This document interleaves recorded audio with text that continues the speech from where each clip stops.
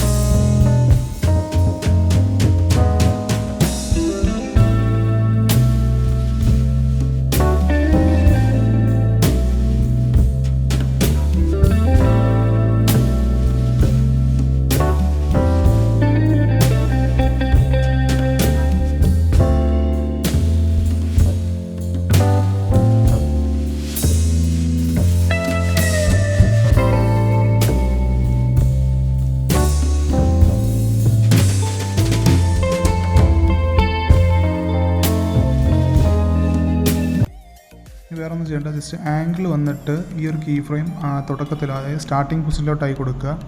അവിടുത്തെ ഗ്രാഫ് വന്നിട്ട് ഈ ഒരു കർവ് സെലക്ട് ചെയ്ത് കൊടുക്കുക. ഓക്കെ. ഈ ഒരു കർവ് വന്നിട്ട് കോപ്പി ചെയ്യുക. ഓക്കെ. വീണ്ടും ആ ലെയർ തന്നെ സെലക്ട് ചെയ്യുക. എഫക്ട്സിൽ പോവുക. ആഡ് എഫക്ട്സിൽ പോയിട്ട് സ്ട്രെച്ച് ആക്സിസ് എന്ന് പറഞ്ഞ ദിവസം ടൈപ്പ് ചെയ്ത് കൊടുക്കുക. ഓക്കെ. അത് സ്റ്റാൻഡേർഡ് സെറ്റിങ്സോടുകൂടി ഇടുക. അതിനുശേഷം ഇവിടെ ഒരു കീ ഫ്രെയിം കൊടുക്കുക. വീണ്ടും ഒരു കീ ഫ്രെയിം കൊടുത്തിട്ട് ജസ്റ്റ് എൻ്റെ വാല്യൂ ഒന്ന് കൂട്ടി കൊടുക്കുക. ഓക്കെ.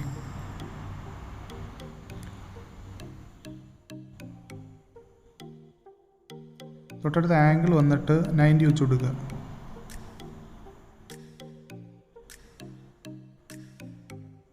ഈ ഒരു സ്കെയിൽ വന്നിട്ട് ജസ്റ്റ് നമ്മൾ നേരത്തെ കോപ്പി ചെയ്ത കർവ് ഇവിടെ പേസ്റ്റ് ചെയ്ത് കൊടുക്കുക. ഓക്കെ.